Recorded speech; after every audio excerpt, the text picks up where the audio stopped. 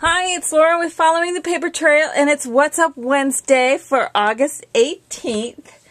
A couple weeks ago on one of my What's Up Wednesdays, I showed everybody how to make one of these grunge paper little pouches that you can keep. They're great for if you go to like, a crop or something like that, and you want to just carry some ID and maybe some cash or a debit card or credit card. And they're perfect for that because it just hangs around your neck. It's real easy to keep everything close to you and convenient. After my wallet got stolen and such, I'm kind of more into that kind of thing. So I showed you how to make this. And this was based on ones that I've made for 1 billion years now that are out of fabric. And when I showed the one out of fabric, I had a zillion requests. Well, maybe not a zillion. Maybe it was only like 1,000,003 requests for how to make it out of fabric. So what I'm going to show you today is how to go ahead and make it out of fabric. I'm going to actually use canvas. This is actually a lightly quilted fabric. So you could use quilted fabrics, or if you just want to use straight fabrics, you'll need to back it and give it some substance with some iron-on Pellon interfacing or whatever your favorite stabilizing type of interfacing is. And that's what is on this one. I made about 60 of these one time for a quilting retreat that I went on, and we used those as name tags. So anyway, here are the dimensions, and I will go ahead and post these on my blog as well. For the cover, or the top part of it, you're going to cut a piece of fabric, or in this case canvas, that's 6.5 inches wide by 8 inches long, and I just finger pressed it down the center as I show here on the dimensions. For the body of the little pouch, you're going to cut it 7.5 inches wide by 8.5 inches tall, and again fold it across at that center. Now on this, I've used all 1/2 inch seam allowances. And so what I've done is, here's the fold that goes across. I'm going to fold it the other way, and I'm going to stitch a 1/2 inch seam on one side. This is the top. I'm going to do the same thing. So this is a 6.5 inch long seam. This one's an 8.5 inch long seam. Here's that fold. And so I've made that seam along there. What we're going to do then, let's start out with the cover. Let me set the body aside. We're going to finger press that seam open. If you want to press it with your iron, go ahead and do that. So I finger press it, and then I'm just going to fold it in half, kind of work it around.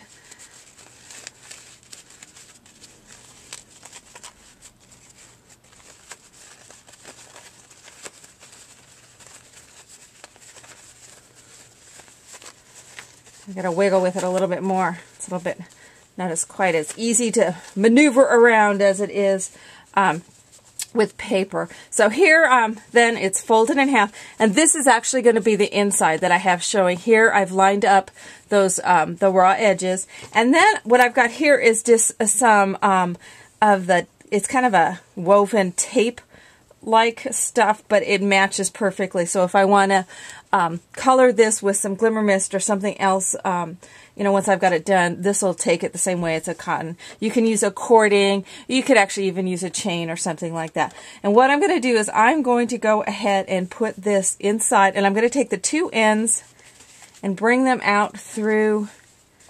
So they're kind of hanging out the end that has the raw edges, the end that's got the fold on it is going to be on the same edge as a fold. So fold to fold, end to end. And what I'm going to do is run one side down one side here, and one of the pieces down the other side. Doesn't matter how much is hanging out. We just want them there so that we're going to stitch in between those without catching this in the stitching on either end. So we're going to start and stop just shy of those where that cording is coming out, so that it'll still be able to move freely. And you'll probably want to back tack with your sewing machine when you do that. Now what I've done too is I've gone ahead and put this seam here in the center. If you want it on the edge, you can put it on the edge as well. And I've got a funky foot in here just because that's what was in the machine. So I'm just going to go ahead. So I'm just going to sew a 1/2 inch seam. Start out making sure I'm not catching this guy. And a great way to do that is to go ahead and put your needle down, and I'll lift my presser foot, and if it still slides, okay, I didn't get my needle in there. So I'll go ahead and stitch it, do some back tack stitches. Stitch up to where I want to stop, and again, I'm just going to put the needle down, lift my presser foot up. See, that's caught in there, so what I want to do is back up a stitch before and there. Okay, it still slides, so that's where I want to go, so I'll back tack at that point.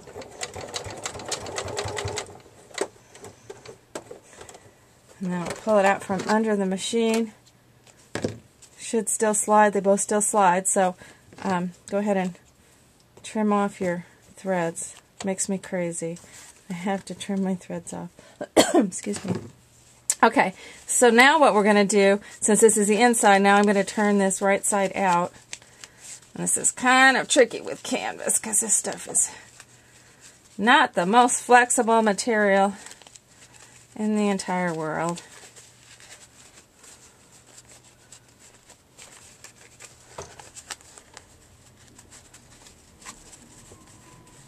Sometimes you just kind of got to wiggle at it, push at it, and be tough.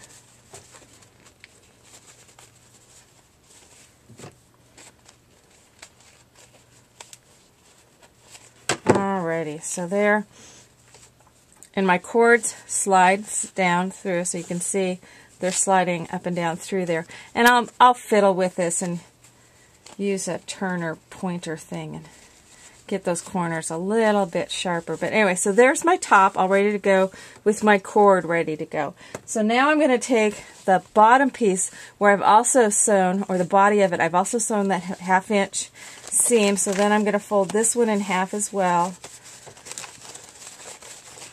Right now it's in a tube.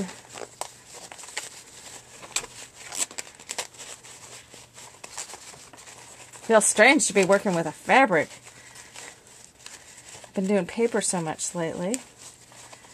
Get this all turned.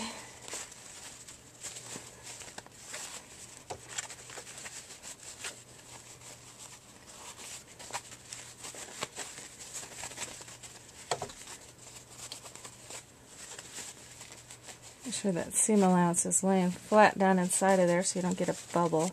Again, line your raw edges up. I'm going to give it a little haircut there.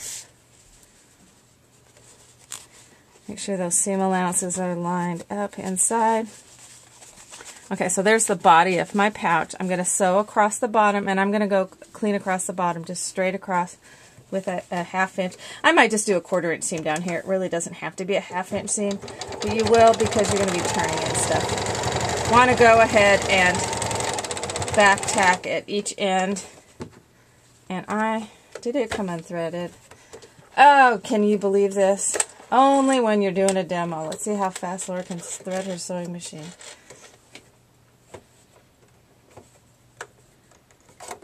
I can't believe this just is what happens when... It's only when you got people watching. It's a good thing we got 15 minutes now on YouTube, huh? Alright. Back in business again. Okay, so I'm going to stitch that across. Trim everything off. And then here comes our tricky part with this canvas, is turning this right side out again. I think I'm going to snip these corners a little bit, not snipping the thread, but just snipping off the corners so I can get those corners turned a little bit easier.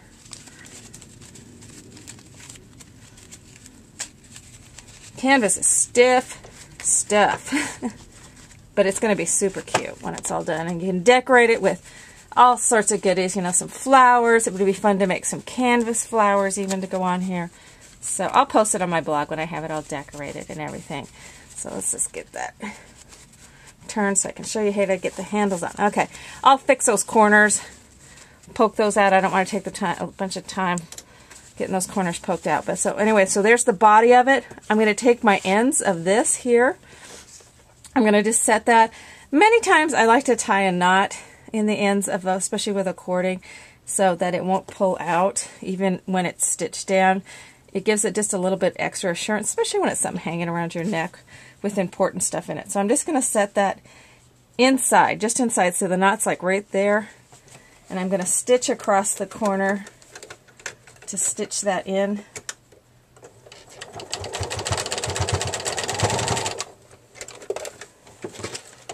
So see how I stitch that across there. And then I'm going to do the same thing with the other end, just slipping it down inside so that you're stitching above the knot.